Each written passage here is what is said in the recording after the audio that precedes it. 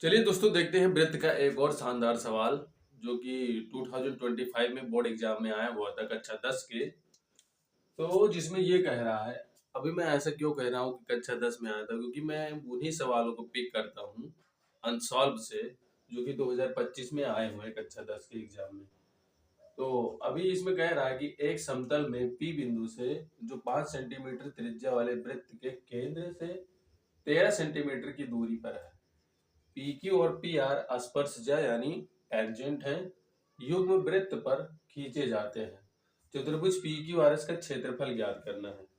चलिए, तो सबसे पहले इसमें हम क्या करना है, दी गई इंफॉर्मेशन से एक फिगर ड्रॉ करते हैं सबसे पहले यहाँ पर। चलिए, तो इसमें कह रहा है कि 5 सेंटीमीटर की वृत्त है, 5 सेंटीमीटर त्रिज्या वाली एक वृत्त है। चलिए, तो वृत्त बनाते हैं सबसे पहले।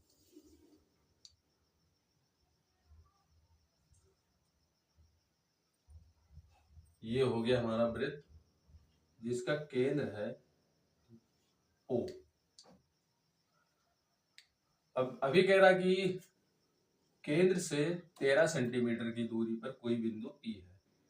तो हम मान लेते हैं यहाँ पे कोई बिंदु पी है जिसकी लंबाई है 13 सेंटीमीटर। ये हो गया हमारा 13 सेंटीमीटर। फिर इसके बाद में कह रहा है कि पी क्यू और पी आर स्पर्श रेखाएं खींची जाती हैं। तो आप कहीं भी यहाँ पे क्यू मान सकते हैं या फिर यहाँ पे आर मान सकते हैं। तो मैं यहाँ पे क्यू मान लेता हूँ और यहाँ पे आर मान लेता हूँ। फिर इसे क्या कर दिया गया है, मिला दिया गया है ये, और इसको यहां से मिला देते हैं। चलिए, अभी इसमें कह रहा है कि इसका जो त्रिज्या है इसकी वो है 5 सेंटीमीटर। तो हम इसकी त्रिज्या को भी खींच लेते हैं ये। तो यहाँ पे बनेगा 90 डिग्री।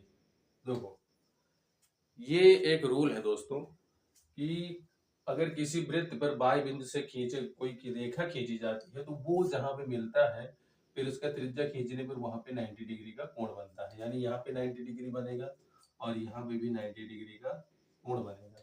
अभी हमसे कह रहा है कि चतुर्भुज पी क्यू ओ आर का क्षेत्रफल निकालना है। चतुर्भुज पी क्यू ओ आर का क्षेत्रफल मतलब इस पूरे भाग का हमें क्षेत्रफल निकालना है, इस वाले भाग का। तो पूरे चतुर्भुज का क्षेत्रफल ना निकाल करके हमें इसमें थोड़ा सा दिमाग लगाना है कि हम इसके चतुर्भुज कैसे निकाल सकते हैं। तो यहाँ पे आपको पता है कि यहाँ से ये इसकी लंबाई है 5 सेंटीमीटर और इसकी लंबाई है 13 सेंटीमीटर। और त्रिभुज पी क्यू ओ एक राइट एंगल ट्राइंगल है, इसलिए हम क्या करते हैं, यहाँ से ये इसका 90 हो गया तो ये इसका हाइपोटेनिस यानी कर्ण है और ये उसकी हाइट हो जाएगी यानी लंब हो जाएगी। तो सबसे पहले हम इसका आधार निकाल लेते हैं। तो हम यहाँ पे लिखेंगे त्रिभुज पी क्यू ओ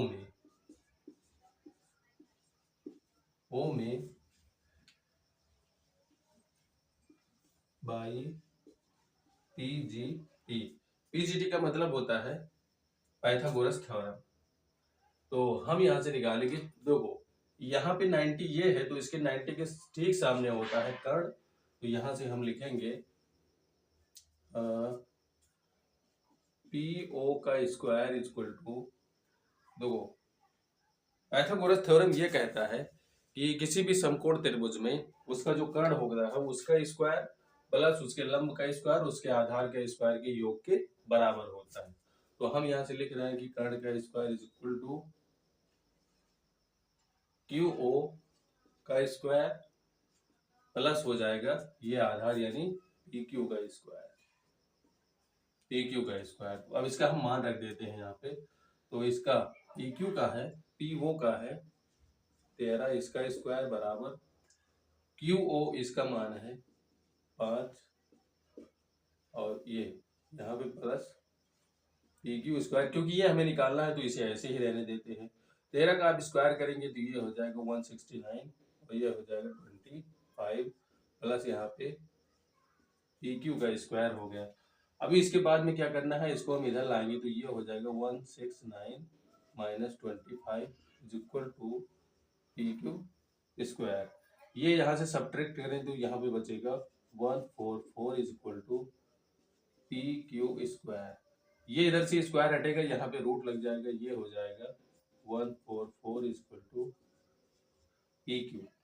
अभी इसके बाद में क्या करते हैं, इसका वर्गमूल ले लेते हैं, तो यहाँ पे हो जाएगा 12। ये हो गया हमारा पी के मान, पी क्यू का मान, तो ये आ गया हमारा 12। चलिए, तो ये हो गया हमारा 12।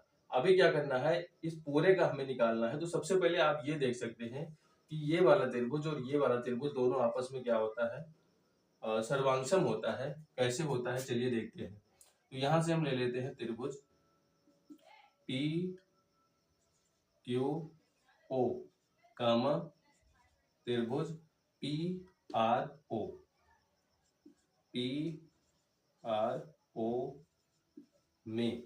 तो इन दोनों त्रिभुज को सर्वांशम करने के लिए सबसे पहले हमें क्या करना है, अभी इसके बाद में ये भी ध्यान रखना दोस्तों कि ये 5 है और ये भी 13 है, तो इसका भी आएगा 12। चलिए, तो यहां से देखते हैं। आप वैसे ही बता सकते हैं कि P Q is equal to P R. Rule है ये कि अगर किसी वृत्त पर बाह्य बिंदु से, एक ही बाह्य बिंदु से वृत्त पर खींची गई स्पर्श रेखाएं आपस में हमेशा समान होती हैं। इसलिए यहाँ से बता सकते, तो यहाँ पे आप प्रैक्टिकली देख भी सकते हैं कि यहाँ भी 12 आया है, यहाँ भी 12 है। तो यहाँ से बता सकते हैं कि P Q equal to P R, और यहाँ पे ये दोनों में उभयनिष्ठ है, यानी P O is equal to P O. फिर आप बता सकते हैं ये जो भाग है, ये दोनों आपस में एक ही वृत्त की त्रिज्या है, तो ये भी आपस में क्या होंगी, समान ही होंगी। तो यहां से बता सकते हैं Q O is equal to O R. तो इसलिए ये दोनों त्रिभुज पी क्यू ओ सर्वांशम हो जाएगा त्रिभुज पी आर ओ के। इसमें रूल लगेगा साइड साइड साइड क्राइटेरिया से ये दोनों त्रिभुज क्या हो जाएंगे, समरूप हो जाएंगे। इसके बाद में हमें क्या करना है, इसका क्षेत्रफल निकालना है। तो अगर आपको एक त्रिभुज का क्षेत्रफल पता हो जाए, उसी को 2 से मल्टीप्लाई करने पर दोनों त्रिभुजों का क्षेत्रफल हमें पता हो जाएगा। चलिए, तो थोड़ा सा इधर हल कर देते हैं क्योंकि जगह नीचे कम है नहीं। तो यहाँ पे हो जाएगा त्रिभुज पी ओ नहीं त्रिभुज पी क्यू ओ का क्षेत्रफल बराबर हो जाएगा 1/2 आधार गुणे हाइट। ये त्रिभुज का क्षेत्रफल होता है। तो यहां से हो गया 1/2। आधार है इसका, ये वाला आधार 12 है और इसकी हाइट है 5 सेंटीमीटर। तो ये यहाँ से ये कटेगा, यहाँ से हो जाएगा 6, तो ये हो जाएगा 30 सेंटीमीटर स्क्वायर। अभी इसके बाद में दोनों का निकालना है। तो यहाँ पे हो जाएगा, इसको 2 से मल्टीप्लाई कर दे, तो क्योंकि ये दोनों आपस में बराबर है, तो इसमें 2 से मल्टीप्लाई करने पर इसका दोनों का आ जाएगा। तो यहाँ पे हो जाएगा